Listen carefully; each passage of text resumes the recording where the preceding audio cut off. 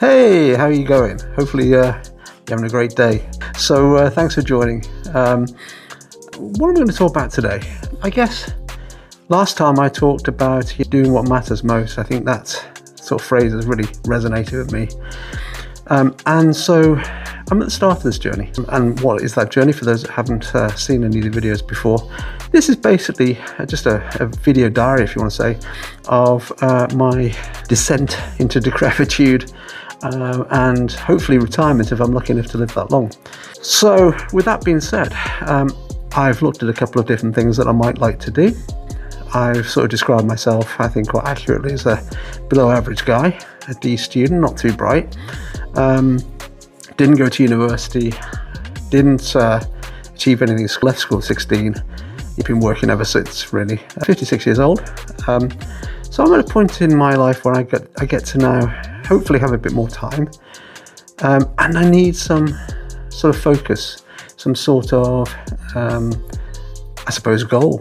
I've never had any goals before now. So this is new news for me. And it's quite an exciting time because this is the time when I get to design how I want this to sort of go. And I have no clue what I'm doing. Not a guru. I watch a lot of YouTube videos. And there's so many fantastic sort of sources of information out there. As I say, never been a better time to be alive. You've got the world's information at our fingertips. And, we can access it pretty much from anywhere. I'm filming this on a very basic phone. I think it's a Samsung S22, so not the latest, not the greatest, but it's doing a fantastic job. I've got a cheap mic from Amazon. I've got my facial covering, of course, to preserve my dignity, whatever remains of it. And what else do you need? I'm lucky that I'm staying in this location at the moment, and we'll be traveling back home in a couple of weeks' time. So whilst I'm here, it's a great opportunity. I'm on my own, no family, so I've got the opportunity to do a little bit of planning, but I don't want to do too much planning because if there's a chance to procrastinate, I will take it. And if there's a chance to look like I'm being really busy by planning this all out, I've got plans that go back 30 years that say the same things. Such a thing, must do the next thing, must do and I could have written them yesterday. They're the goals I had 30 years ago. I never had, I guess, the get up and go, the drive. I'm lazy. I was busy. There's all sorts of reasons, life and everything else. And now I'm taking the opportunity to put myself in basically very uncomfortable situations. But as I said in another one of the videos, I do think that everything in human life happens from a place of discomfort, from being uncomfortable. It's not you're aiming at something, you're uncomfortable with something. What's my discomfort? Well, I haven't really been able to analyse it, but I've had this itch to do this for over a year. I think the discomfort is, I don't know what comes next. I've never been for 30 years without my kids, without my job, without my day-to-day living. I've been in a loop. I've been the archetypal NPC, you might say, non-player character. I don't think of myself as a main character at all. I'm the background colour, like many people. But I've got the opportunity, maybe in the next year, to plan a little bit towards, as I say, what hobbies would I like to do? I don't have any hobbies. I haven't had the time to have any hobbies. I've got lots of aspirations, lots of dreams, but, like many people. I mean, what are your aspirations? What are your, for retirement or otherwise? If you want to share that in the comments, I think everyone would be fantastically interested in that. But we're all on this journey together, and it is a journey. I don't want to get to the destination. The destination we've all got is the same one. And I say, I'm not going to be morbid about things, but I think we know where that all ends up, right? So with that in mind, in the time that is allotted left to me, and I don't know what that looks like, I could drop dead tomorrow. I hope I don't. I won't know anything about it if I do, but that could happen. When you get into 50s, you might say, that again, being morbid about it, if you were talking about like climbing Everest, right, and the peak is our ultimate end, shall we say, you're at base camp 1, at least. So you're in the death zone. And, healthy people drop dead every day of the week. So I'm conscious that time is not on my side, right? I'm closer to the end of my life than I am to the beginning of it. I'm closer to the end of my career than I am to the beginning of it. I'm really quite close to the end with the best one in the world. So that's all great. What do I need to do? Well, as I may have mentioned in the previous videos, my background is hacking, and basically working out how systems work. Everyone thinks that hacking is about spotty youths sitting in hoodies in darkened rooms, plotting the end of X, Y, and Z. That does occur, but it's not the usual thing. The usual thing is actually, unfortunately to say, is middle-aged men who've had too much time on their hands, who've been tech nerds for 40 plus years, and they've got an inquisitive nature. Basically, that's all of my friends. They've been in the so-called scene for decades. They're very good at what they do, and they, generally speaking, work on the right side of the fence, i.e. so-called white hat hacking. They are there to protect the businesses that make our everyday lives, comfortable, tolerable, and advancing into the future. I won't talk about any of the companies that I've ever worked for, but they've all been FTSE 10 companies. That's the Financial Times, Stock Exchange, top 10 sort of companies, that sort of size, plus probably Fortune 100 companies in the US. So that's the sort of size of the beast that I've been sort of protecting, and been very proud to do so. Now, some of the skills that I've acquired, not expert in anything really other than problem solving. So when I initially take a subject, and in this case it's trying to work out, what do I do? Who am I? It's a bit late in the day. You might say, he doesn't know who he is at this stage of his life. You'd be amazed. I'm still waiting to grow up, right? And I think that's a lot of people just go in their loop and they never really explore about what sort of their drivers were or anything else. That's become a lot more mainstream these days. When I was growing up, no one ever talked about that. You go down to your careers officer and they say, well, you could probably stack shelves, or yeah, you could probably go to university, or whatever it might have been.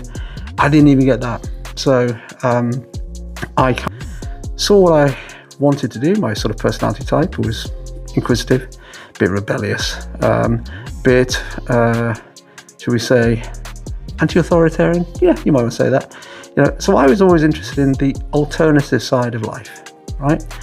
And I knew I didn't want to work for the government. I knew I didn't want to do anything, in the sort of sneaky beaky world. It was too ordered altogether for me. But I had naturally inquisitive nature. So what did that mean? It meant that I could break down systems pretty quickly, and I guess it's called systems thinking now. I just did it quite naturally. My ideas were, what are the first principles of whatever this thing is? Talk to me like a 2-year-old. Basically, how does this thing work? Ask lots of dumb questions, to see if I can glean an answer, see if it adds up, what I've been told, see if I can put together a sort of meta model in my head of how this thing works. Try and test this thing, prod and poke it, and see, if it reacts the way I'd expect this thing that I've been describing should act, right? So basically, getting under the covers of anything and everything. And that's just been my nature. I've been just learning for the sake of learning because I enjoy just the process of learning.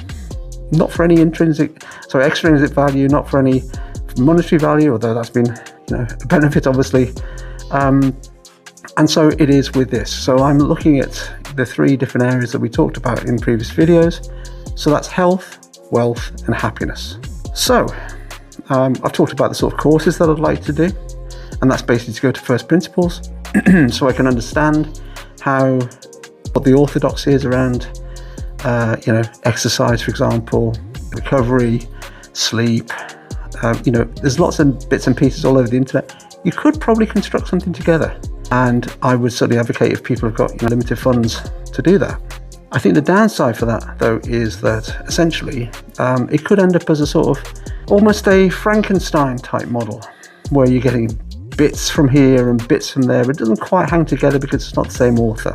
And I think that's important. You need to have at least one set of guiding principles that are uniform, that are consistent, that cover the whole subject, and then you can add on top of that. I think, as we talked in other videos about that. So in my methodology, I've got a methodology. It's not really, but if you were to look at, if I was hacking a target, for example, the technology is the last bit of it. It's the absolute last bit of it. It doesn't matter to me what the technology is. I don't care what tools I need to use. And that's why I say technology really hasn't moved on. The methodologies have stayed the same. So what do I mean by that? So if I'm looking at trying to learn something, I'm trying to understand how it works, how it operates, what's connected to what, all that good stuff, then I'm going to do what's called, footprinting. I'm going to footprint the whole subject in its entirety. I'm going to try and break it down into its individual components, see how those components fit together, and from there look for the weaknesses in those components that I can potentially exploit. Now obviously that's the hacking bit. However, that's not what I'm doing here. I'm not looking for any weaknesses. I'm looking to footprint and baseline. So you might call this discovery, right? So if I was to put it into my methodology, I would define the whole picture, yeah? Then I would refine, breaking down those different components, those different parts of that whole picture, whatever it is, whatever subject it is. So we've got define, refine, right? And then I will try and build whatever system, be it an exercise program, be it an investment plan, and then I will test. So there's 4: define the requirements, refine the requirements, strip everything else out that doesn't need to be there. I will build it and I will test it. And it's an iterative loop. I'll go back to there again. Do the requirements meet the tests? Yay or nay? If they don't, we need to go back in and refine again our requirements. So we might not go back to stage 1, we might go back to stage 2. So we're refining them further. So now we've got a 3-stage model. We're testing it. Does it give us the outputs from the inputs we've put in? If not, we go back and we refine again until the expected inputs equal the expected outputs. And that's for any system. So that's what I mean about being very simplistic. I'm a bit thick, as I say, so I have to break everything down, just those basic nuts and bolts. So define your requirements, refine your requirements, strip out all the fluff, all the extraneous bits, just what matters most. Had to say it, didn't I? You build it, whatever it is, a program, it could be anything. Could be a technology, could be an exercise program, could be an investment program, could be anything. And again, I don't know anything about those. That's what I'm going to learn, right? And then I test it. And the tests are really important. So the tests have to echo what it is you want out of the system. And a lot of times you see in technology, people are testing for the wrong thing. The scope is going entirely wrong. The tests that people are performing are for the wrong.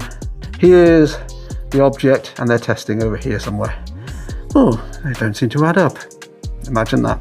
So what I'm trying to do is I need to baseline my performance in the first place. And remember, I talked before about people, process, technology, and information. So the aspect we're talking about this time is people, me, a person. I'm the subject, a person. So I'm baselining me. So I'm going to define the requirements. What are the requirements in the first instance? I need to baseline what I'm made up of. So who am I? What are my drivers? What are my motivations? What are my expected outputs? What are my aspirations? What's possible? These are all questions that we need to sort of define. And I guess in a very basic way, the sorts of tests that you could do at this point might include things like a personality test. I have no idea what personality test I am, but I am aware that there's a Myers-Briggs test freely available that I could do. So I'll try and put the links, if I can remember, into this the notes of this video, right? Of some of the tests you can do. And they're not definitive. I'm not backed by anyone. I'm certainly not sponsored at this stage by anybody. So it'll be stuff I found off the internet that I found might be useful. I'll look at doing those tests in maybe another video and look at the outputs and see what sort of personality type I am. I believe Jordan Peterson has got a couple of great tests on his website, which again, he's an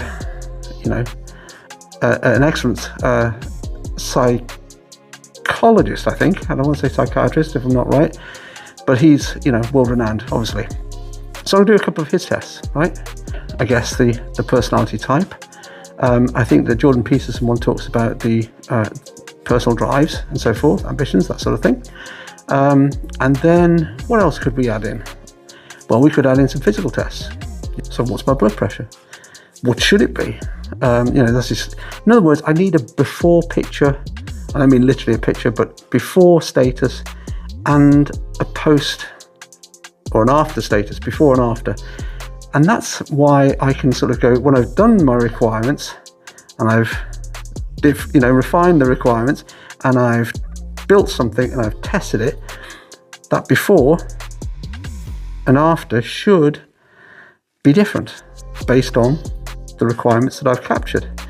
There should be some measurable improvement, even if it's minor. And if there isn't, then it means either I'm dead or that that my tests aren't right, or that my measuring isn't right, or that my inputs aren't right, or that my plan isn't right, or that my execution isn't right. That's the exciting bit of trying to work out, where did this bit go wrong?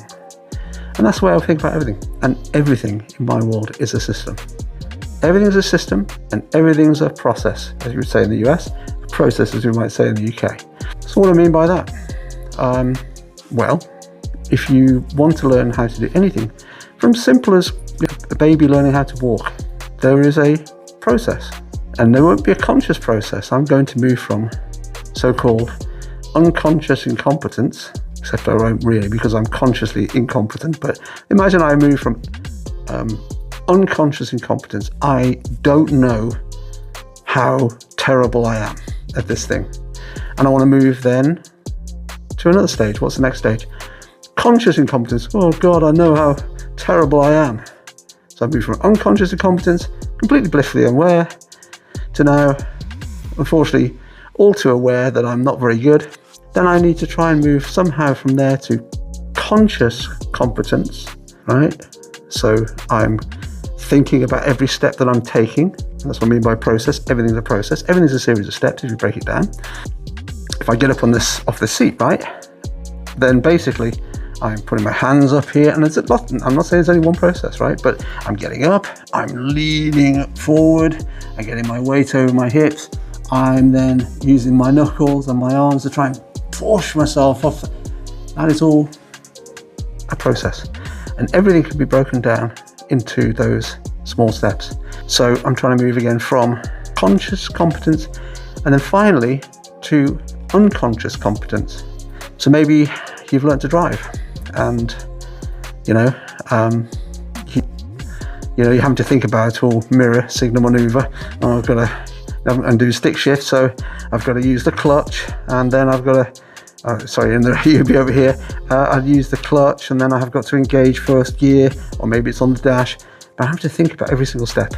And over a period of time, that would become more and more sort of unconscious, and that's what I'm trying to get to. But the first starting point for me is always to footprint where I am, what the components are, what baseline I've got, however bad. And so that will be the next sort of video where I go into those types of tests, maybe what the results of those tests were. We'll see how it goes. I expect pretty low results. That's a good thing.